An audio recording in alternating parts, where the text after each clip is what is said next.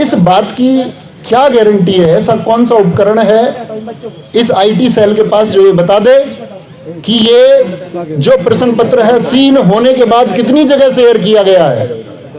इस बात की कोई गारंटी नहीं है, ना ऐसा कोई माध्यम है कि कितनी जगह शेयर हुआ। क्या वह लाखों छात्रों तक शेयर नहीं किया गया? क्या 18 की सेकंड शिफ्ट का पेपर पाने वाले छात्र जो 145 क्वेश्चन कर जाते हैं, क्या उन छात्रों की संख्या 60,244 से ज्यादा नहीं हो सकती? हो सकती है। और अगर उनकी संख्या 60,244 से ज्यादा हो सकती है तो किसी शिफ्ट को सरकार यदि ये बोले कि ये पहली शिफ्ट, इसका कोई साक्ष्य नहीं मिला या इसका कोई साक्ष्य नहीं मिल पा रहा है, एक ठोस साक्ष्य नहीं है, तो क्या सरकार इस बात की अनदेखी करेगी कि एक शिफ्ट में 60,244 से ज्यादा छात्र सफल हो जाएंगे? क्या पहली शिफ्ट के जो छात्र परीक्षा दे करके आए उनके प्रदर्शन पर प्रभाव नहीं पड़ेगा? बिल्कुल पड़ेगा। क्योंकि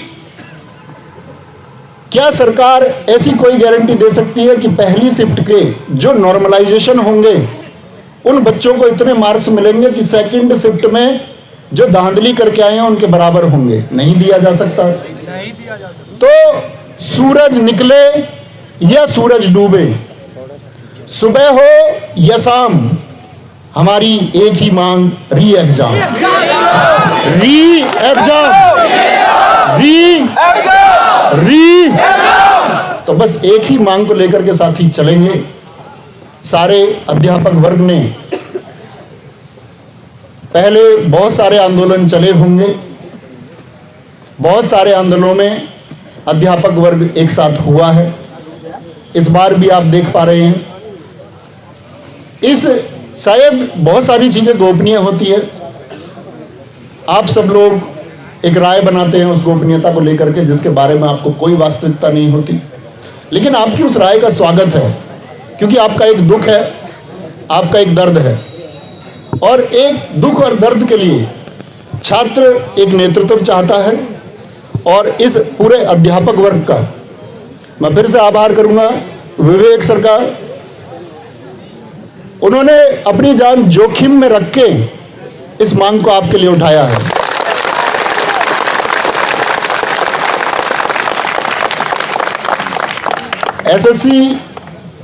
एसएससी गुरुकुल के गुरुजी शुभंशु गुरुजी ने इसको ग्राउंड तल पर चलाया है।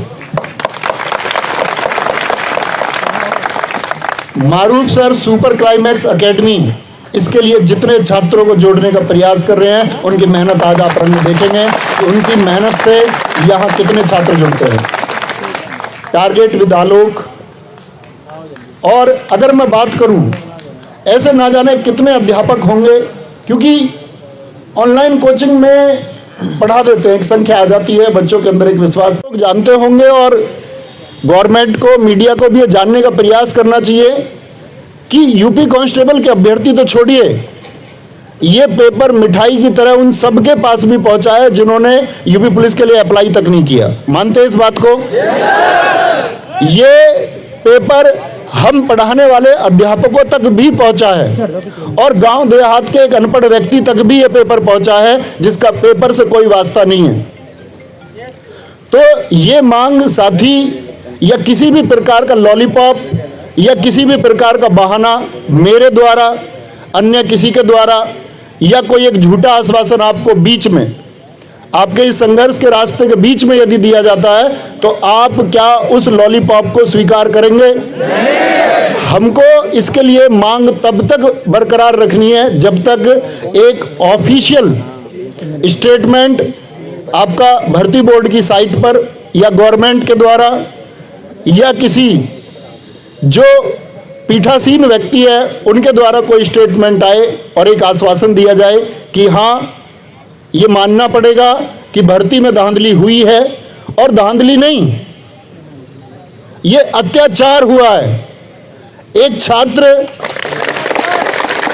जिसके सपने हैं, हर अध्यापक वर्ग जिसके सपने हैं, किसी भी अध्यापक का भविष्य भी और मैं उन सारे साथियों से भी आह्वान करूंगा जो यहाँ मौजूद नहीं है, साथी अध्यापक, हम सबका भविष्य इन बच्चों के भविष्य से सीधा प्रत्यक्ष रूप से जुड़ा होता है। बच्चे जितना ज़्यादा कामयाब होंगे, अध्यापक उतना ज़्यादा कामयाब होगा। बच्चे कामयाब नहीं होंगे, अध्यापक कामयाब नहीं होंगे। तो आप सब प्लीज इन बच्चों के जो आंसू हैं, जो इनका दर्द है, जो सपने इन्होंने देखे, कोई धनाढ्य व्यक्ति यूपी पुलिस कांस्टेबल में भर्ती होने का सपना नहीं देख सकता। सरकार जानती है, हर एक शिक्षित वर्ग का व्यक्ति जानता है कि ये सपना निम्न वर्ग के छात्रों और अधिकतर निम्न वर्ग के छात्रों और बमुश्किल मध्यम वर्ग के कुछ छात्रों के द्वारा ये सपना देखा गया कि हाँ, इस बार हम कुछ करके जाएंगे। 60,244 पद देख करके सबका बोलते ना हृदय एकदम से फल फूल गया। पिछला एग्जाम हुआ, कुछ एग्जामों में ऐसा हुआ कि बच्चों को अपना जो साहस है, जो प्रतिभा है, वो दिखाने तक को मौका नहीं मिला। दिल्ली पुलिस कांस्टेबल बच्चों को फिजिकल की तैयारी के लिए भी समय नहीं दिया गया, सपने कुचेले गए। बच्चों ने सोचा ठीक है, नंबर नहीं आता, 60,244 पद हैं और इसके लिए संघर्ष करेंगे। समय यहां भी कम दिया गया था, परीक्षा के मानकों पर प्रश्न चिन्ह था कि किस तरह से इतने सारे सेंटर बना दिए गए, क्यों गांव-गांव सेंटर बना दिया गया। लेकिन परीक्षा हुई और सेंटर में आप सब लोगों ने देखा होगा कि शिकायतें ना के बराबर हैं।